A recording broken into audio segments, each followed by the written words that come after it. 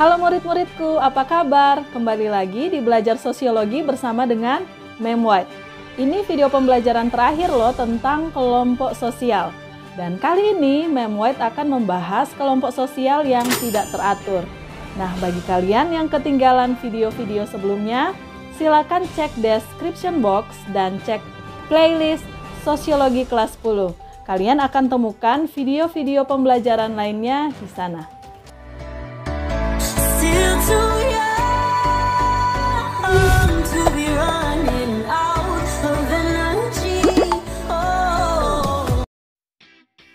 Coba kamu perhatikan gambar berikut ini. Gambar apakah ini? Ini sih gambar orang lagi antri, Mem. Sepertinya sih sedang di depan pintu stadion deh, Mem. Iya, betul sekali. Gambar ini menampilkan para penonton yang sedang antre di pintu masuk stadion untuk menyaksikan pertandingan sepak bola. Nanti mereka akan bubar dengan sendirinya ketika pertandingan selesai. Nah, ini adalah salah satu contoh kelompok sosial yang tidak teratur. Selain itu, di masyarakat juga banyak terdapat kelompok sosial, baik yang bersifat teratur maupun yang tidak teratur. Untuk itu, kalian perlu tahu dong apa itu kelompok sosial yang tidak teratur, biar kalian bisa membedakan dengan kelompok sosial yang teratur. Nah, kita masuk ke pengertian kelompok sosial yang tidak teratur. Kelompok sosial yang tidak teratur itu sendiri merupakan kelompok yang terbentuk hanya sementara atau tidak bertahan lama. Nah, kelompok sosial ini cenderung tidak berstruktur, terbentuk tanpa rencana, dan para anggota umumnya tidak sadar telah menjadi kelompok atau telah menjadi anggota dari kelompok tersebut. Dan lagi, kelompok ini tidak memiliki kaidah tertentu. Sedangkan kelompok teratur adalah kelompok sosial yang setiap anggota di dalamnya sadar bahwa ia adalah bagian dari kelompok tersebut. Juga terdapat hubungan bersifat timbal balik di antara anggota kelompok. Dan terdapat faktor pengikat dan pemersatu dalam kelompok tersebut. Selain itu, kelompok ini juga terstruktur, berkaidah, dan memiliki sistem dan proses tertentu. Lalu, apa saja kelompok sosial yang tidak teratur itu, Mem? Ya, baik. Bentuk kelompok sosial yang tidak teratur itu dapat dibedakan menjadi 3, yaitu yang pertama kerumunan, yang kedua publik, dan yang ketiga massa. Kita bahas satu persatu ya, mulai dari kerumunan atau dalam Inggrisnya crowd. Selain crowd, nama lain kerumunan yaitu social aggregate. Kerumunan merupakan kelompok sosial yang bersifat sementara, artinya kerumunan itu akan tetap ada selama orang-orang secara fisik hadir dalam suatu tempat yang sama. Jadi nanti kalau orang-orang ini bubar, otomatis kerumunannya tidak ada lagi. Begitu ya, paham kan? Selain itu, kalian juga harus tahu bahwa kerumunan itu tidak terorganisasi dan dapat mempunyai pemimpin, tetapi tidak ada pembagian kerja maupun pelapisan sosial. Artinya, kedudukan tiap-tiap orang dalam suatu kerumunan itu sama. Mau kamu pengacara, mau kamu dokter kek, guru atau siswa kek, tentara kah, rakyat kah, atau pemerintah yang sama-sama sedang menunggu angkutan umum dalam sebuah halte memiliki status dan kedudukan yang sama, tiada bedanya. Jadi di sini identitas pribadi seseorang itu akan tenggelam dengan sendirinya. Begitu. Nah, biar kalian bisa lebih paham seperti apa kerumunan itu, perhatikan ya ciri-ciri kerumunan berikut ini.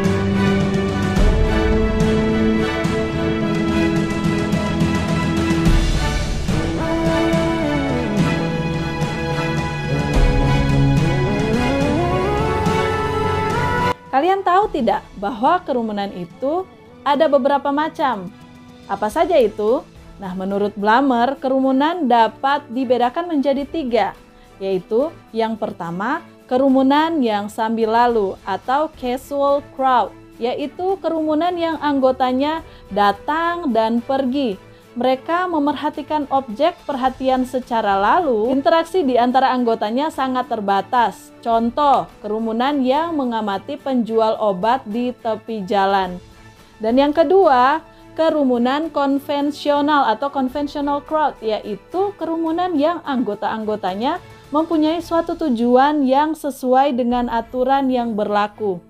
Contoh, kumpulan orang di terminal bus, kumpulan orang di stasiun kereta api, kumpulan orang di tempat ibadah, kumpulan orang di dalam pertemuan ilmiah, ataupun kumpulan orang pada rapat partai politik. Nah, kerumunan yang ketiga yaitu kerumunan ekspresif atau expressive crowd, yaitu perubahan dari kerumunan konvensional manakala anggota-anggotanya menyampaikan perasaan mereka secara meluap-luap dan menampilkan perilaku yang biasanya atau umumnya tidak ditampilkan di tempat lain.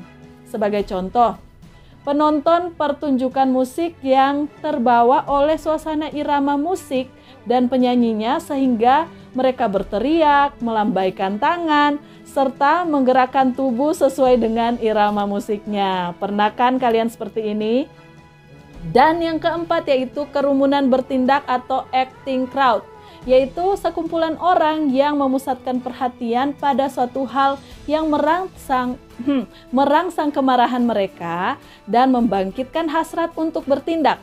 Contoh kerumunan ini adalah penganiayaan terhadap seorang yang dicurigai oleh sekelompok orang. Selain jenis kerumunan menurut Blammer, ada juga tipe kerumunan yang dikemukakan oleh Kingsley Davis, yaitu yang pertama, kerumunan yang berartikulasi dengan struktur sosial.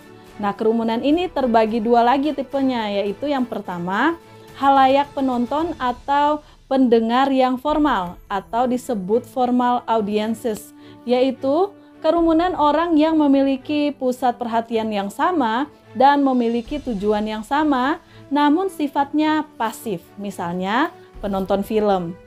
Dan yang kedua, kelompok ekspresif yang telah direncanakan atau expressive group, yaitu kerumunan yang tidak mementingkan pusat perhatian, tetapi memiliki persamaan tujuan yang tersimpul dalam aktivitasnya. Contohnya, orang yang berpesta dan berdansa. Oke, tipe yang kedua yaitu kerumunan yang bersifat sementara atau casual crowd. Nah, terbagi lagi tiga ya tipenya. Yang pertama, inconvenient aggregation atau kumpulan yang kurang menyenangkan. Kenapa kurang menyenangkan? Karena kehadiran seseorang dalam kelompok tersebut justru menjadi penghalang tercapainya tujuan. Wah, maksudnya apa, Mem? Aku kan selalu hadir, membawa keceriaan, dan tidak mungkin aku menghalangi tercapainya tujuan. Jangan baper dong, Dek. Mem kan tidak sedang membicarakan pribadi seseorang loh. Begini ya, biar kamu paham, Mem kasih contoh, yaitu antrean orang-orang yang akan membeli karcis. Nah, makin banyak orang kan makin lama tuh dapat karcisnya. Atau bahkan kalau kebanyakan orangnya bisa-bisa tidak kebagian karcis dong. Ngomong gini, Mem White jadi kangen nonton film nih. Nonton bioskop gitu ya. Mem White baper juga ya. Iya, maaf ya jadi curhat. Soalnya kelamaan stay home. Tipe yang kedua yaitu panic crowds atau kerumunan yang dilanda kepanikan. Mereka adalah kelompok orang yang sedang dalam bahaya. Kepanikan mereka dipicu keinginan untuk menyelamatkan diri. Dan yang ketiga yaitu spectator crowds, yaitu kerumunan orang yang ingin melihat kejadian tertentu. Ya, orang-orang yang kepo gitu ya. Sudah tahu kecelakaan, masih mau direkam juga. Kalau tidak bisa bantu, minimal jalan saja terus. Kalau sudah ada yang menangani ya, maksudnya biar lalu lintasnya lancar begitu. Ya maaf, Mem White jadi emosi soalnya ini fenomena zaman now, betul toh? Nah, tipe yang ketiga yaitu kerumunan yang berlawanan dengan norma-norma hukum atau lawless crowds. Ada dua macam, yaitu yang pertama kerumunan yang bertindak emosional atau acting mobs. Sifat kerumunan ini tidak terkendali, setiap orang tidak mampu mengontrol diri. mereka cenderung melakukan perbuatan destruktif dan antisosial. Kehadiran mereka disebabkan faktor-faktor yang dapat membakar emosi massa, seperti kecemburuan sosial dan adu domba. Dan yang kedua yaitu immoral crowds atau kerumunan yang bersifat immoral yang mana tindakannya berlawanan dengan norma-norma masyarakat. Contohnya, kumpulan orang-orang yang sedang mabuk. Siapa? Ngapain got? Nah, bentuk kerumunan lainnya dikemukakan oleh Mayor Polak. Ia menyebutkan bahwa kerumunan dapat dibedakan menjadi dua, yaitu yang pertama, kerumunan yang menjadi aktif. Karakteristiknya yaitu pertama, muncul secara spontan. Kedua, bersifat emosional dan impulsif. Yang ketiga, tidak adanya pembagian kerja dan aturan. Kerumunan aktif dapat bersifat revolusioner atau reaksioner, misalnya pemberontakan Bastille. Nah, yang kedua, kerumunan yang tinggal ekspresif. Nah, pada kerumunan ekspresif tidak mengenal pusat perhatian maupun tujuan yang sama, melainkan hanya mengenal emosi saja atau hanya mengenai emosi saja tanpa tujuan tertentu. Nah, kerumunan ini sifatnya tidak merusak, tetapi hanya sekedar melepaskan ketegangan dan emosi saja. Misalnya menangis, menyanyi, dan lain sebagainya. Nah, kerumunan ekspresif ini dapat berubah menjadi kerumunan aktif. Misalnya nih, kerumunan penonton yang menyaksikan pertandingan sepak bola, di mana penonton dapat terbawa emosinya apabila melihat wasit menjatuhkan keputusan yang tidak adil. Nah loh, ayo, sudah ada dua kerumunan ekspresif. Yang satu menurut Blammer, sama yang satu lagi menurut Polak. Bisa tidak kalian membedakannya? Komen ya! Nah, itu semua tentang jenis kelompok sosial yang tidak teratur pertama, yaitu kerumunan. Sekarang kita ke jenis kelompok sosial yang tidak teratur selanjutnya, yaitu publik. Publik menunjukkan sejumlah orang yang berada dalam kontak jauh atau interaksi terjadi secara tidak langsung dan biasanya melalui media massa. Nah, adanya alat-alat penghubung semacam itu membuat publik bisa mempunyai pengikut yang lebih banyak daripada kerumunan. Secara umum, publik tidak berkumpul dalam suatu tempat tertentu, melainkan tersebar. Publik mempunyai tujuan yang lebih terarah, pandangan terhadap masalah, dan menentukan sikap serta menentukan pilihan. Menurut Narwoko, anggota publik dapat dibedakan menjadi 3 macam, yaitu yang pertama kelompok vested interest. Kelompok ini merupakan kumpulan dari orang-orang yang sudah memiliki kedudukan tertentu dalam masyarakat dan biasanya bersifat pro. Hal ini dikarenakan mereka ingin mempertahankan keadaan yang sudah ada. Dan yang kedua, kelompok newcomer. Nah, kelompok ini terdiri dari orang-orang yang ingin memperjuangkan kepentingan-kepentingan baru dan juga ingin berusaha merebut suatu kedudukan dalam masyarakat. Kelompok ini juga bersifat kontra. Dan yang ketiga, kelompok yang pasif. Kelompok ini terdiri dari orang-orang yang hanya mempunyai minat saja, namun belum menentukan pendiriannya terhadap suatu persoalan. Dalam publik, kelompok ini merupakan kelompok terbesar dan bertindak sebagai wasit. Oleh karena itu, kelompok vested interest dan kelompok newcomer berusaha untuk saling mempengaruhi kelompok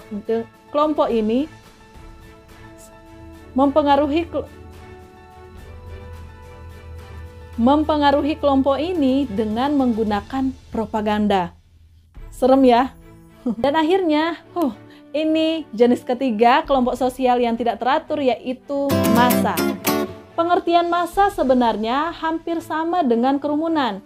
Namun pada umumnya massa terbentuk dengan adanya suatu perencanaan dan memiliki pemimpin yang menggerakkan sehingga proses terjadinya merupakan sesuatu yang spontan. Nah, kalau diberikan pengertian nih, massa itu kumpulan orang yang mempunyai kehendak atau pandangan yang sama, tetapi tidak berkerumunan pada suatu tempat saja, serta mengikuti kejadian dan peristiwa penting. Contohnya, sekumpulan orang yang digerakkan untuk melakukan suatu demonstrasi terhadap kebijakan yang diambil oleh pimpinan atau pemerintah atau demonstrasi buruh. Nah, Leopold van Wies membedakan massa menjadi dua macam, yaitu yang pertama, massa yang konkret. Nah, massa dapat dikatakan konkret apabila memiliki ciri-ciri seperti berikut ini. Yang pertama, adanya ikatan batin karena adanya persamaan kehendak dan pandangan. Yang kedua, adanya persamaan norma-norma karena orang-orang tergabung dalam massa yang konkret memiliki peraturan dan kebiasaan sendiri. Dan yang ketiga, memiliki struktur yang jelas. Dan yang keempat, mempunyai potensi yang dinamis sehingga dapat menimbulkan gerakan massa. Nah, tipe massa yang kedua yaitu massa yang abstrak. Berbeda dengan massa yang konkret, massa abstrak hanyalah kumpulan manusia yang belum diikat oleh kesatuan norma, kesatuan emosional, dan sebagainya, meski mereka telah menjadi satu karena adanya dorongan. Jadi, massa abstrak merupakan embrio dari massa konkret. Namun, tergantung situasi dan kondisi di mana massa itu terbentuk. Ciri-cirinya pertama, ada kejadian menarik. Kedua, kebutuhan tidak terpenuhi. Serta ketiga, individu mendapat ancaman. Baiklah, akhirnya ya selesai juga seluruh materi kelompok sosial ini hanya dalam 3 video pembelajaran. Wow, terima kasih ya murid-muridku, kalian sudah belajar dengan baik. Nanti Mem White akan kasih kuis ya untuk mengetes pengetahuan kalian mengenai kelompok sosial ini. Kalian tahu kan apa yang harus dilakukan? Nanti setelah kalian lolos tes, kita akan lanjut ke materi baru yaitu permasalahan sosial. Oke? Semangat! Sampai di sini perjumpaan kita. Terima kasih sudah menonton. Salam sehat, salam hangat terdahsyat untuk seluruh keluarga di rumah. God bless you and see ya!